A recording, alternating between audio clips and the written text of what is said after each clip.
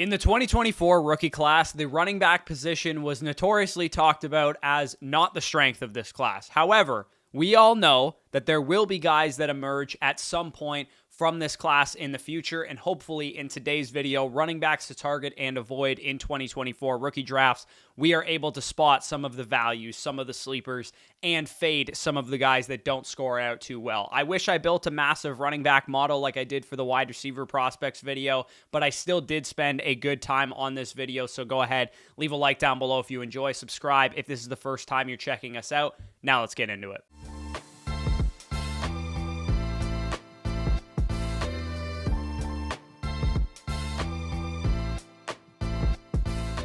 All right, so quickly before I actually get into this video, check out the link down below in the pinned comment for our brand new Listener Dynasty League. Both me and Danny will be in it. It will be kicking off soon. We'll probably draw names for that next weekend or so. To be eligible for that league, code FSE on flockfantasy.com. Only annual users will be eligible. So again, make sure to check out the form down below. Fill it out if you're an active code FSE annual flocker or mother flocker. And we'll have about, the next 10, 12 days for you guys to get into that league. All the data from this video will be posted on Flock Fantasy, as well as all of our other Dynasty content, our rankings, our draft guide, all that good stuff is over there. The running backs to target and avoid. I intend to build a running back model at some point. It'll probably take me about a month or so. I'm going to start on it pretty soon here, and come like June, I might do like a part 2 of this video, like an updated version of it. But for now, I'm going to be using the same process that I used last year when I did this video, and 2 years ago when I did this video. Definitely has had some good hits over the past 2 years. Over the past 2 running back classes, we've seen the top 2 guys score out very well. Of course, Breece and Kenneth Walker in 2022, and then Bijan and Gibbs last year. Those guys crushed when they were coming out, and guys like Devon Achane scored really well last year. Rashad White and Isaiah Pacheco also stood out as good values according to this process that we're going to outline. So basically, what I'm going through is I'm outlining the running backs who finished as RB1s from 2015 to 2023. I've gone over this process already in previous years, so I'll kind of skim through this. And we're determining the metrics that were predictive for predicting fantasy success among the current crop of rookies. And the metrics that you guys can see that I've settled on are on the screen right there. You can see how to miss that metric, how to hit that threshold, and how to exceed that threshold. Things like weight above 205. Of course, we want bigger backs over a 29 BMI. We want running backs who were dominating their backfield in college. So I've included backfield dominator rating of over 55%. College dominator, of course, the production that their team was putting out. We want them to be a focal point of their offense, because in fantasy, we want RB1s who are focal points of their NFL offenses. Weight adjusted speed score above 95, which is the 50th percentile. We want big backs who can run. Positive rushing yards over expected per attempt was also something I wanted to look at, aka basically, were they efficient on their touches, on their carries? Target shares above 7%. Again, over the 50th percentile. We want running backs who are involved in the receiving game. PFF elusiveness rating over 100. Basically, PFF is a service that documents all of their rushing carries, and if they're making people miss consistently, they'll have a high elusiveness rating, which shows their ability to create things on their own, independent of what team and what offense they play in. And then, of course, top 3-round draft capital. We want running backs drafted early declare, 22.5 years old or younger. We want guys that are young running backs coming into the NFL, especially at this position. There's not a very long shelf life. So those were the 11 metrics I tested, and of course the accompanying thresholds for how people hit that metric or miss that metric. I tested way more than this. These were just the ones that proved to be very predictive. Not every great RB1 is going to hit all of these metrics. It's about checking as many boxes as you possibly can, because ideally, when it comes to scouting these prospects, we want a guy that hits 9 or 10 of these metrics as opposed to 3 or 4 of these metrics. It's usually a better, more calculated bet to make on a guy that hits multiple of these thresholds. So like I said, we're looking at running backs since 2015 who have finished as RB1s and building out their anatomy essentially and testing them on the basis of the 11 benchmarks that we just found. And you can see all of the running backs since 2015. There's been 47 of them. individually who have finished as a one-time RB1, guys like Saquon Barkley, Jonathan Taylor, Derrick Henry.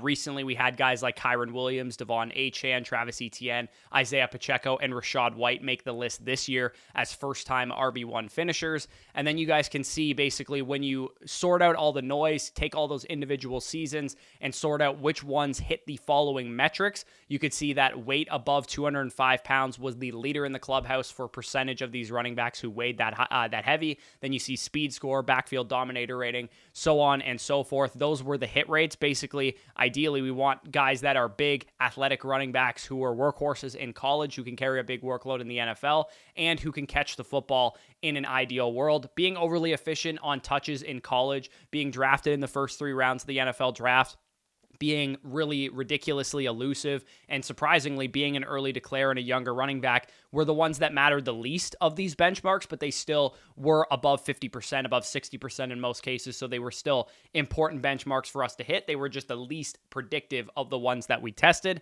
So now let's take a look at the guys that actually finished as multi-time RB1s. And of course, when we're drafting a guy in a Dynasty rookie draft, that's the best case scenario for us. We want Jonathan Brooks to turn into the next Alvin Kamara or Aaron Jones, guys that had multiple RB1 seasons in their career. We want Trey Benson to turn into the next Nick Chubb or the next James Conner. These multi-time RB1s are highly coveted Dynasty assets that should help catapult your Dynasty team. So again, if this was algebra, fantasy football, running back scouting was algebra, we're trying to solve for multi-time RB1s, which is why we're using this sample and testing these metrics. There were 25 multi-time RB1s since 2015. You could see James Conner, Breece Hall joining the list this year, Joe Mixon, Jonathan Taylor, Alvin Kamara, all those guys that you know and love, probably still on your Dynasty rosters right now.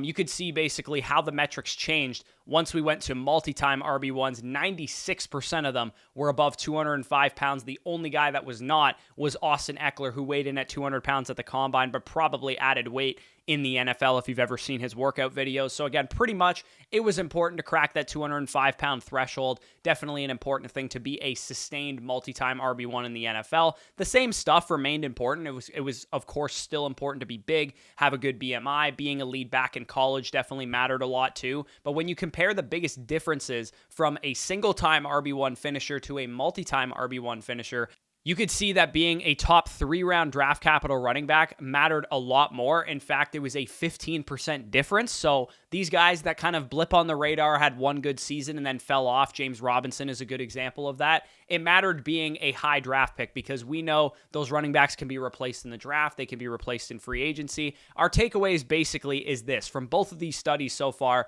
it was much more important to be drafted highly, which makes sense. Staying power at the running back position is all dependent on opportunity, and being a day 3 running back or a UDFA running back can get you spurts of good production, can have you a blip RB1 season, but generally speaking, you want to be a high draft pick in order to be a sustained multi-time RB1 finisher. Being younger and more efficient on your carries in college also meant that you were probably a better running back talent, and with room for improvement as a young player, you probably got better at the next level as well. So being younger and more efficient also mattered more for multi-time finishers.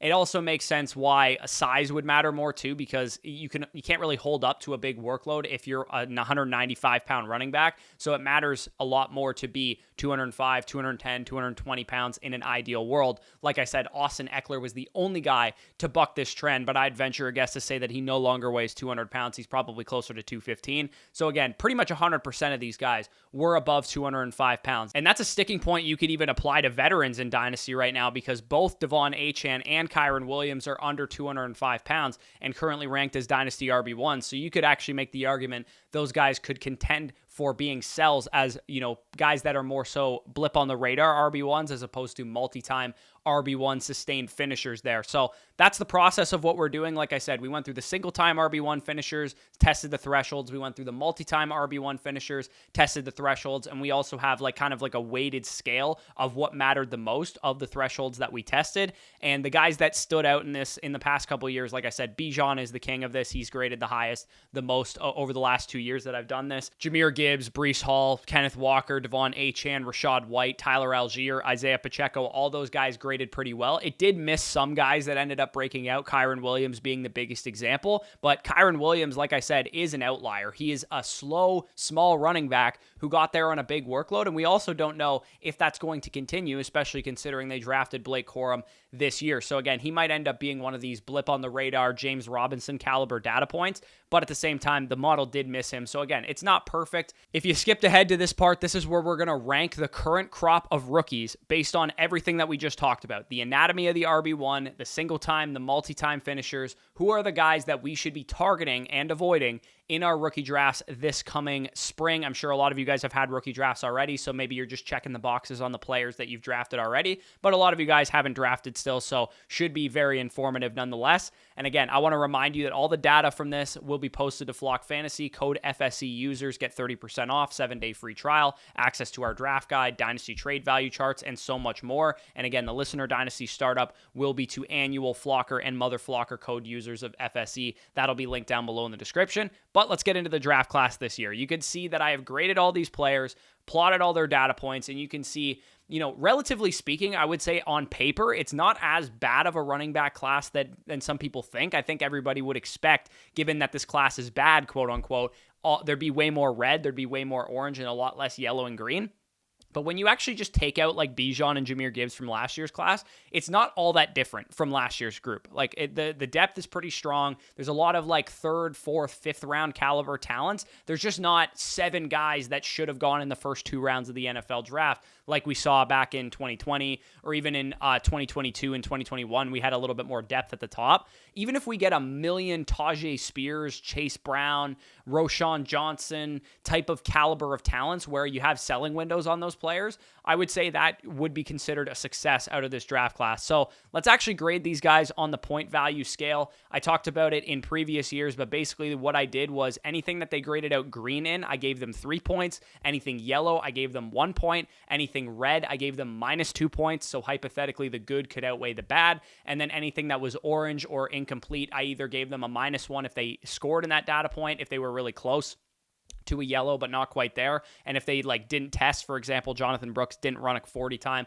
because he was injured, I just left that as 0 because we don't have that data point, and I'm not going to try and project that if we don't have it. So the point value, like I said, is something that we want to take home and take into consideration here. And Johnny Brooks absolutely graded as the best running back in this class. I think many people have been taking him RB1, given that he was the only running back to go in the 2nd round, given that he got high draft capital to a pretty good landing spot with a lot of open backfield touches available. I've expressed concern with the ACL tear, but it appears that Jonathan Brooks absolutely should be considered the RB1 just on the basis of numbers. Again, I think that Benson's film was better, and that's why I kind of prefer Trey Benson at cost to Jonathan Brooks. But at the same time, I've gotten shares of both guys. Both guys are quite exciting for me. Got a big cluster of guys at the top that, like I said, it does make me think that these 3rd, 4th, and 5th round pick running backs are going to end up being a little bit better than people think, because Blake Corum scored pretty well here. Trey Benson scored pretty well here. Marshawn Lloyd scored pretty well here. Braylon Allen scored pretty well here. Ray Davis scored pretty well here. And Jalen Wright. All of these guys are at 5 points or above. And if you want to get an idea of context from the last couple draft classes, some of the guys that ranked between 5 and 9 where these guys rank, you have Rachaad White, Tyler Algier, Zach Charbonnet, Sean Tucker, Izzy Abanikanda, Kendre Miller, and Keaton Mitchell. So there's some misses there for sure, but definitely a decent group to be a part of. And as you saw with that sample size, 2 of those guys actually end up hitting pretty big, and you could have gotten 1st round capital for Rachaad White this year or for Tyler Algier in years past. Zach Charbonnet, I'm not giving up on him. Kendre Miller maybe has some upside. Keaton Mitchell obviously was a UDFA. Grading that high is ideal. So a decent hit rate over the last couple draft classes for that range. Benson, Wright, and Ray Davis have been the guys that I am personally targeting the most at cost, because I think getting mid-2nd round price tags on Benson, getting late 2nd round price tags on Jalen Wright in a perfect landing spot, getting 3rd, 4th round price tags on Ray Davis have been the guys that I've been drafting the most. But Blake Corum in that late 2nd round area, Marshawn Lloyd in that late 2nd, early 3rd area, and Braylon Allen in the 4th round of rookie drafts, I think they're all solid bets at cost as well. So I think more so than other years, there's no real guys that stand out to me as they're, way overrated based on this exercise. A lot of these guys kind of stack up about where you would think they would stack up based on where we're taking them in rookie drafts. A lot more solid scores here down the board from Will Shipley, Marquise Irving, Bucky Irving, Isaac Guerrero, Isaiah Davis, Audric Estime. All of these guys kind of graded out pretty solid as well. Of that group, I found myself targeting heavily Audric Estime in rookie drafts because I think the starter in front of him, Javonte Williams, as much as I love him, is a little bit shaky, and I do think Estime as my RB4 pre-draft has a chance to take over that backfield and emerge as maybe the next Dameon Pierce, the next Tyler Algier. So he has been the guy of this group that I've been targeting the heaviest, the most aggressively. Isaac Guerrero, I've been picking up a decent amount too because he's available in like the 4th round and he's in an elite offense and he's one Christian McCaffrey injury away from being like an RB2 or better. And I've also been picking up a lot of Isaiah Davis because he goes undrafted a lot. And I do believe pre-draft, I thought he was a better prospect than Braylon Allen on film and in the numbers combined. So getting him as a UDFA is a guy that I've been really excited about. And we're actually going to be dropping a best UDFA taxi squad stashes video tomorrow. So stay tuned for that. Isaiah Davis will definitely be in that video. Haven't really drafted a whole lot of Will Shipley and Bucky Irving in this area, even though I'm a Buccaneers fan. I'm not a huge fan of taking these guys in like the early 3rd round where they usually go. If they fall to like round 4, I'm definitely okay taking them, but it's mainly just that I like other players in that area better. I like Audric Estime better. I like a lot of the wide receivers, Malachi Corley, Jalen McMillan, Jermaine Burton, those type of guys a little bit better than those running backs, and that's kind of the reason I haven't drafted them. But if you like Bucky Irving, if you like Will Shipley, by all means, take him in the mid-3rd of your rookie draft if you like him. We also have Rasheen Ali, who I haven't honestly done a whole lot of research on. I didn't think he was going to be drafted as high as he was. He was drafted in the 5th round. He's popping as a sneaky pickup if he goes undrafted in your rookie drafts or if you want to throw a late 4th round dart throw on him, because he does play for the Ravens. They have Derrick Henry, who's old. Maybe he works into the backfield. Keaton Mitchell coming off of an ACL tear. You never know. With Rasheen Ali, he's an interesting like UDFA pickup as well. Tyrone Tracy also popping as a great sleeper here, UDFA 4th rounder in a backfield with Devin Singletary where there's not a whole lot of, scary running back competition. Devin Singletary can carry a workload, but Tyrone Tracy could work in there. And like I said, not a whole lot of guys in this class are popping as like overrated. And I think the reason for that is because nobody seems excited about this class, right? If some of these guys like Bucky Irving and Will Shipley, I think in previous years, if this was like 3-4 years ago with their exact same prospect profiles, there'd be people taking these guys in like the early to mid 2nd round of rookie drafts. And we as a Dynasty community have just gotten so much smarter. And we're taking these guys in like the mid-3rd where they belong, as opposed to, pushing them up the board because they're running backs. So I think, like I said, 3 years ago, we'd be drafting these guys a lot higher, but I don't think anybody in this class is like massively overrated, knowing that they all score about decent in this model, and they also aren't going super high in rookie drafts. So whoever you like, if you like Bucky Irving, take a shot on him. If you like Isaac Guerrero, take a shot on him. I like Audric Estime and Ray Davis, so I'm taking shots on those guys. So again, if there was one major takeaway from this video that you guys should have is that you should be drafting a lot of these running backs in round 3, round 4 of your rookie drafts. I'm very much fine passing on like wide receiver 20 from this class for my running back 7 or my running back 8 in this class, because I think that there's a lot of guys that are going to turn into the next Dameon Pierce, the next Tyler Algier, the next Chase Brown, the next Michael Carter. Are we going to get a guy that emerges out of the 4th round and becomes a multi-time RB1? Probably not. The numbers suggest that's unlikely, but I do think we are going to get guys who maybe crack the top 24 Dynasty running backs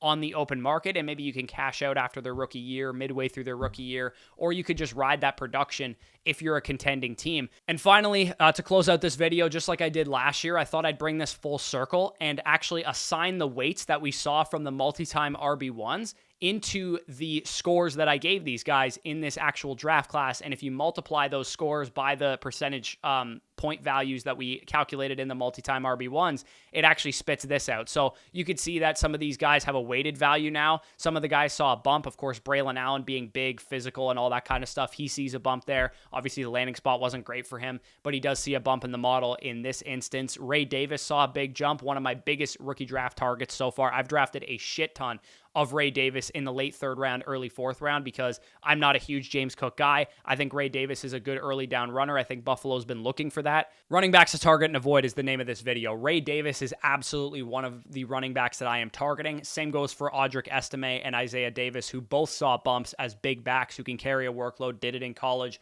have the chops basically to catch the ball when they need to. They're just not the best athletes in the world, and that's where they lost the most points in this. Carson Steele, also a bit of an obscure running back name here. He was an undrafted free agent from the University of Los Angeles, UCLA. He signed with the Kansas City Chiefs, so he gets a good landing spot, and he also kind of scores decently in this model as a big back who was productive in college. So again, maybe worth a UDFA stash on your taxi squad in deeper leagues. Kamani Vidal looks a little bit better in this model than he did in the first part of it. I think the problem with Kamani Vidal is that he doesn't do anything elite. He's kind of just average across the board or good across the board in most things, but he went to a small school, so he was drafted on day 3. He isn't the biggest guy in the world. He is older as a prospect, so a lot of people are excited about Kamani Vidal, and I definitely am as well.